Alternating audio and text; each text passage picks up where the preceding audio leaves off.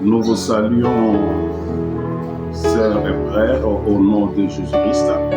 Nous rendons grâce à l'Éternel qui a fait que nous soyons encore là ce matin. Merci pour le souffle de vie, la santé, la force et le mouvement. Sans cela, nous ne pouvons avoir cette réunion que nous avons ensemble. Je vous rappelle que nous parlons sur le passage clé des Saintes Écritures dans Matthieu chapitre 16, versets 18 à 19. Et moi, je te dis que tu es pierre, et sur cette pierre, je bâtirai mon église. Les portes du séjour des morts ne prévaudront point contre elle. Je te donnerai le clé du royaume des cieux. Ce que tu lieras sur la terre sera lié au ciel. Et nous sommes en train de parler de l'église que se bâtit Jésus-Christ. Et nous avons dit la fois passée qu'il faut sortir de Babylone. Aujourd'hui, j'aimerais commencer à parler sur les églises apostates dont il faut sortir.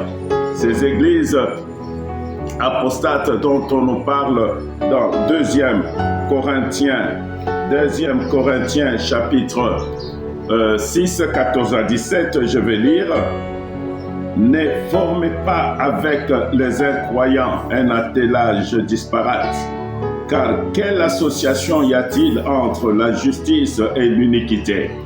Ou quelle communion entre la lumière et les ténèbres?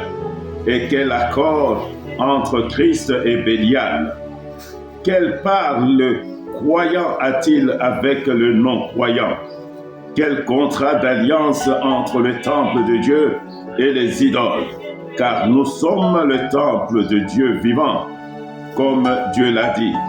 J'habiterai et je marcherai au milieu d'eux. Je serai leur Dieu et ils seront mon peuple. C'est pourquoi sortez du milieu d'eux et séparez-vous, dit le Seigneur. Oui, nous ne devons pas nous mélanger avec ceux de Babylone. Nous ne devons pas nous mélanger avec les incroyants. Nous ne devons pas nous mélanger avec les ténèbres. Oh Jésus, Seigneur, il est temps. Ne touchez pas à ce qui est impur et moi je vous accueillerai. Je serai pour vous un père et vous serez pour moi des fils et des filles, dit le Seigneur Tout-Puissant. Oui, les églises apostates, les églises dont il faut sortir, les églises du mélange, qui mélangent le tout. Ils sont multidistes. Il est dit de la prostituée dans Apocalypse chapitre 17, verset 1. Oui, l'un des 7 anges qui tenait les 7 coupes vint et m'adressa la parole. Viens, je te montrerai le jugement de la grande prostituée assise sur les grandes eaux.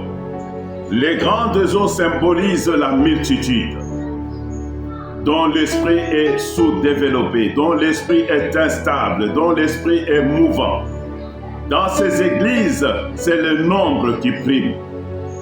C'est la quantité qui prime. Ce n'est pas la qualité. Qu'on soit né de nouveau, qu'on ne soit pas né de nouveau, vous faites partie de ces églises. C'est les églises multidistes. C'est les églises où les bébés sont baptisés. Où tous les membres de la famille, on les appelle membres de l'église. L'enfant est enregistré dès sa naissance. Ce sont des institutions prostituées moralement et spirituellement. Le compromis avec, ce sont des églises qui ont des compromis avec le monde politique. Oui, nous voyons ça, même ici chez nous. Aujourd'hui, il y a des églises qui commencent à s'occuper de la politique. Non, mes frères, mes sœurs, laissons la politique aux politiciens. Nous devons prêcher la parole. Nous devons amener des hommes et des femmes à la repentance. Nous devons amener des hommes et des femmes à la nouvelle naissance. La politique, ce n'est pas notre affaire. La politique, ce n'est pas notre affaire. L'Église n'a pas à décider sur la politique. L'Église a à prêcher la parole de Dieu. La parole de Dieu qui doit toucher les politiciens et tout autre pour qu'ils viennent, qu'ils acceptent Jésus-Christ comme Seigneur et Sauveur, ou s'ils sont déjà chrétiens, qui se répandent. Les églises de la multitude, les églises apostates, ce sont des églises qui aiment le pouvoir. Ces églises ont été récupérées par le monde. Ces églises ont une influence sur les masses humaines pour se maintenir elles-mêmes. Elles utilisent le moyen humain. Ces églises d'institutions historiques sont appelées la prostituée, mère et fille. Apocalypse 17, 7.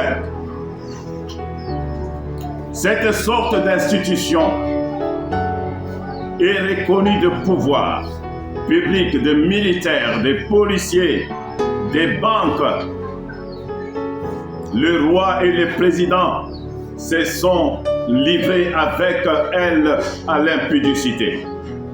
Mes frères, mes sœurs, aujourd'hui c'est vraiment la catastrophe. Dans le temps, nous parlions de l'Église catholique, que l'Église catholique s'intéressait à la politique. Aujourd'hui, les églises évangéliques s'intéressent à la politique. Ils ont des comités. Au lieu de s'occuper du peuple de Dieu, au lieu de prêcher la parole de l'Évangile, nous n'avons pas vu ça dans l'église primitive. Non, revenons, sortons du milieu d'eux. Ne nous mêlons pas au monde, au système du monde. Nous avons une grande responsabilité pour l'Église que se bâtit Jésus-Christ. Nous avons une grande responsabilité. Oh Seigneur, ce sont des institutions humainement riches. Même si ces richesses ne forment qu'un patrimoine de fonctionnement non négligeable en temps normal. Apocalypse 17, 4, 18, 16. Ces richesses sont venues de son influence sur les multitudes, parce que c'est les multitudes. On veut des multitudes. Venez, vous marchez dans la sanctification, vous ne marchez pas dans la sanctification, vous marchez dans la crainte du Seigneur, on ne s'occupe pas de la vie privée. Non, dans l'église, il n'y a pas de vie privée. Oh non, on ne s'occupe pas de la vie privée. Non, elle vient à l'église, il vient à l'église, c'est ce qui compte. Il donne ses offrandes, il paie sa dîme, c'est ce qui est intéressant. Et dans ces églises, on voit que ça marche parce qu'il y a beaucoup de dîmes, beaucoup d'offrandes. Non, ça marche. Non, ce sont des églises où on invite des orateurs qui doivent parler pour laver les cerveaux, travailler sur les gens pour qu'ils donnent des offrandes et des dîmes. C'est ce qui intéresse le pasteur. Ce n'est pas les âmes qui intéressent les pasteurs. Ces églises, on ne s'occupe pas de brebis, de l'état spirituel de brebis. Ce n'est pas l'affaire du pasteur. Ces églises ne pratiquent pas ce qui est dit dans Ézéchiel 34 sur le berger. Le berger a besoin des offrandes, il a besoin des dîmes, il a besoin des dons qu'il reçoit. Les âmes ne l'intéressent pas. Ce sont des églises idolâtres où le pasteur a pris la place de Dieu. Hein? C'est le pasteur, notre pasteur, il a pris la place de Dieu. Jésus-Christ n'a plus de place dans ces églises. Il faut voir comment on adore les pasteurs. Il faut voir comment Tout ce que le pasteur dit, que ça soit bon, mauvais, c'est le pasteur. Le pasteur peut faire n'importe quoi, c'est le pasteur. C'est pas mon affaire. Des églises idolâtres. Ce sont des églises idolâtres. Il faut sortir de ces églises. Il faut sortir de ces églises. Sortez du milieu d'eux, s'il vous plaît. Nous devons savoir qu'il y a un jugement qui nous attend. Ce sont des églises où les pasteurs peuvent prendre les filles de l'église et ce n'est pas un problème. C'est les pasteurs.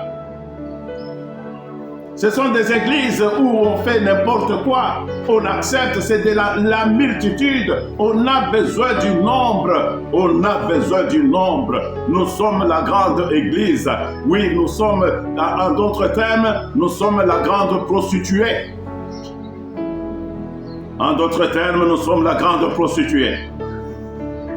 Il est temps que ça change. Il est temps que ça change. Sortez du milieu d'eux, j'ai dit, sortez du milieu d'eux, sortez du milieu d'eux, sortez du milieu d'eux, sortez du milieu d'eux, c'est la Babylone. Sortez du milieu d'eux. L'église qui a la valeur en elle-même. L'église qui n'a quoi que faire des autres frères et sœurs. Tous ceux qui ont reçu Jésus-Christ comme Seigneur et Sauveur, ce sont nos frères et nos sœurs. L'église où on recherche la grandeur. J'ai suivi l'autre jour, on parle de la grandeur, on doit jeûner et prier pour la grandeur. La Bible dit, ceux qui veulent être grands, qu'ils soient serviteurs des autres. Mes bien-aimés, l'église où on ne prêche pas la repentance vous amènera en enfer, tout droit en enfer. L'église où Jésus-Christ n'est pas le Seigneur, n'est pas le Maître, n'anime pas, je dirais, ne bâtit pas. Sortez de ces églises. Les églises où on impose la dîme. Où on impose, je dis bien on impose. Les églises où on amène les gens à la concurrence, qui donnent 100, qui donnent 1000, qui donnent 500, qui donnent ceci. Ce sont des églises, c'est la grande prostituée. Les pasteurs doivent enseigner sur les offrandes et sur les dîmes. Et ils doivent laisser le Saint-Esprit agir. La Bible dit qu'il faut donner d'un cœur bien disposé. D'un cœur bien disposé, un cœur qui a reçu l'enseignement, un cœur qui a compris l'enseignement, et ce cœur agit. L'église aujourd'hui, où on doit dire il faut s'aimer sur la parole. Revenons à l'église primitive, l'église qui s'est bâtie Jésus-Christ. L'église où quand on prie pour quelqu'un, il doit s'aimer. Nous avons vu ça où? On cherche par tous les moyens d'avoir l'argent. On cherche par tous les moyens d'avoir le pasteur le plus riche, il faut lui donner tout. L'église où on fait des gourmettes. On critiquait les autres dans les temps pour les chaînes. Et aujourd'hui, ces églises évangéliques, ce sont des gourmettes. Au nom du pasteur, sortez de ces églises. C'est de l'idolâtrie. C'est de l'idolâtrie. Le mouvement pour le mouvement. L'évangélisation pour l'évangélisation. L'évangélisation pour la concurrence. Pas l'évangélisation pour gagner les âmes. Sortez de ces églises. Vous irez en enfer. Non, l'enfer n'est pas fait pour les enfants de Dieu. L'enfer n'est pas fait pour ceux qui ont accepté Jésus-Christ comme Seigneur et Sauveur. Mais la parole nous interdit de nous mélanger avec le monde. Sortez de ces églises. Nous allons prochainement donner la photographie de cette église de fin de temps. La photographie de cette église. Où il y a 5 églises qu'il faut restaurer. Nous allons en parler prochainement. Mon frère, ma soeur, ma prière est que le Saint-Esprit te touche. Et que tu partages cette parole. Partage, prends la décision. Partage, je dis bien partage. Je vous demande de vous abonner. et de suivre ses enseignements. Nous sommes en train de parler de vainqueurs parce que nous voulons former des vainqueurs. Nous voulons former des vainqueurs. Partagez. Oh, que les Saint-Esprit vous aident. Vous qui me suivez, que les Saint-Esprit vous aident. Que les Saint-Esprit amplifie encore cette parole, qu'il aille au-delà de ce que je viens de dire, au nom de Jésus-Christ. Amen.